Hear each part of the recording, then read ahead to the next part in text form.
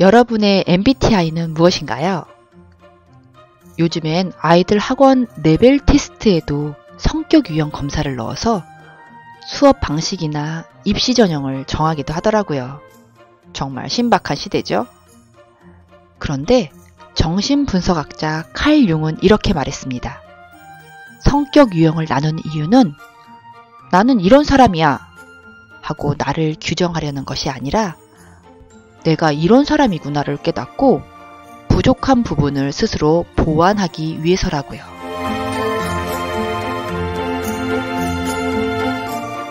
안녕하세요.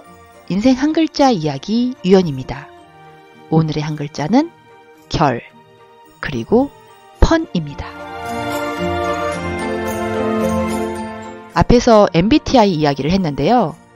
예전엔 혈액형 4가지로 사람을 나누더니 지금은 16가지 유형으로 세분화해서 나를 표현하죠. 친구를 사귀거나 연애할 때 MBTI가 뭐야? 이것부터 묻는 게 하나의 문화가 되기도 했고요. 흔히 코드가 맞는다, 결이 맞는다 라는 표현을 씁니다. 같은 것을 보고도 사람마다 다르게 생각하고 행동을 합니다. 생물학적으로 개체가 다양할수록 종 전체는 더 건강하다고 해요.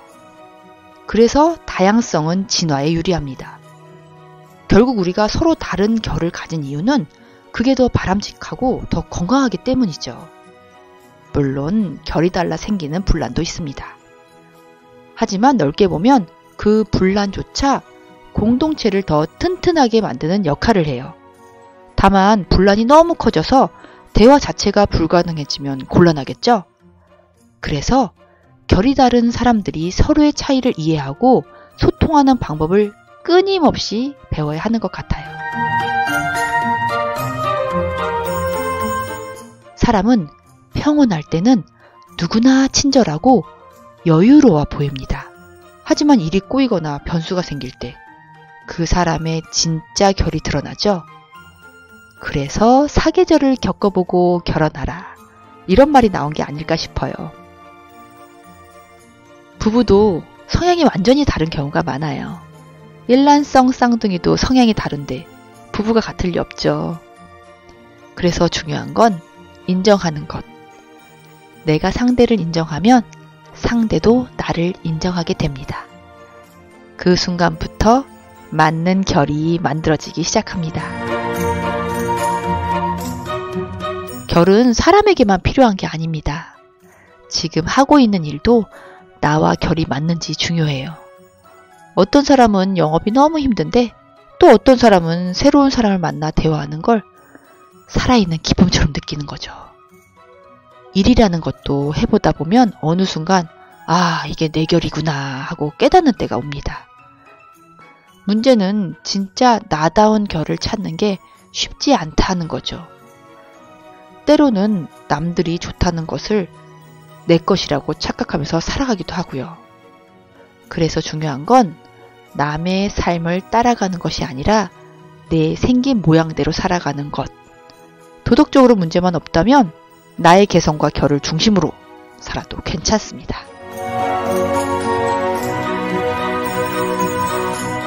이제 마지막 한 글자 펀입니다. 재미있어야 사라집니다. 즐기는 일을 할 때 사람은 더 똑똑해지고 더 오래 버틸 힘이 생기죠. 교육학책 몰입에는 이런 말이 나옵니다. 재미는 몰입의 문이고 몰입은 능력을 깨우는 힘이다. 재미있으면 오래 하게 되고 오래 하면 자연스럽게 잘하게 되고 잘해질수록 또다시 재미가 생기죠. 이 선순환이 바로 몰입의 본질입니다. 그래서 우리가 무언가를 계속 붙잡고 있는 데에는 반드시 재미의 씨앗이 숨어 있어요. 위기가 와도 견디는 힘이 거기서 나오는 거고요. 억지로 버티는 것이 아니라 일에서도 운동에서도 관계에서도 나만의 재미를 발견해야 오래 갈 수 있습니다. 문제는 진짜 재미있어 하는 걸 찾는 일이 쉽지 않다는 것이죠. 그래서 우리는 나를 끊임없이 실험해야 합니다. 흔히들 삼간이라고 하죠. 새로운 공간에 가보고 다른 인간을 만나보고 또 다른 시간을 보내보는 것. 그 과정에서만 나다운 재미, 내 인생의 펀을 만날 수 있습니다. 시아버지의 마지막 말씀이 재미있게 살아라 였어요. 그 말이 요즘 들어 더 깊게 와 닿습니다. 여기까지는 제가 경험하고 느낀 펀의 이야기였다면 이번엔 여러분과 비슷한 일상을 살아가는 한 분의 재미에 대한 시선을 들어보려고 합니다. 드라마 재밌잖아요. 한번 시작하면 끝까지 보게 되는 드라마. 너무 재밌어요. 그런데 저는 2번은 잘 안 봐지더라고요. 스토리를 아니까 긴장감이 없어서 재미가 없어요. 그래서 저에게 재미란 설레임과 긴장감이 있을 때 재밌는 것 같아요. 저는 야구를 좋아하는데 9회 말 투아웃에서 우리 팀이 역전했을 때 너무 재밌죠. 또 뭔가를 배울 때 그때 설레잖아요? 몰랐던 걸 알고 조금씩 나아질 때 재밌어요. 예전에 학원 가기 전날 그렇게 설레고 좋았던 기억이 있네요. 저희 친정엄마는 이제 80세 되시는데 컴퓨터 배우는 걸 그렇게 좋아하세요. 그 외에도 한글, 글쓰기, 노래, 영어까지 배우시는데 그렇게 재밌나 봐요. 저도 남은 인생 계속 배우고 느끼고 성장하는 삶을 살려고요.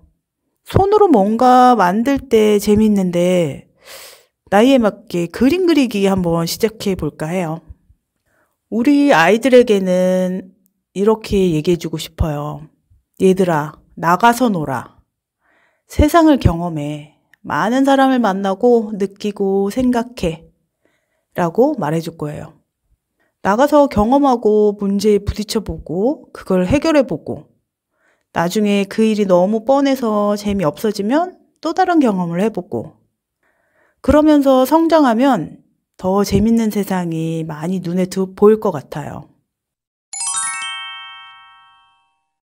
인터뷰를 들으면서 다시 확인하게 됩니다.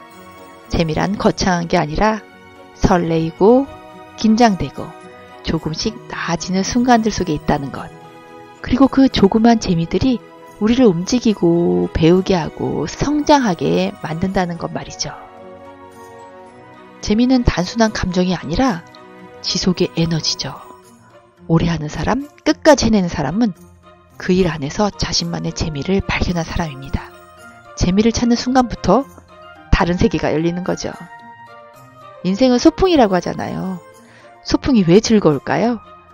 재미있기 때문입니다. 여러분은 무엇을 할 때 재밌나요?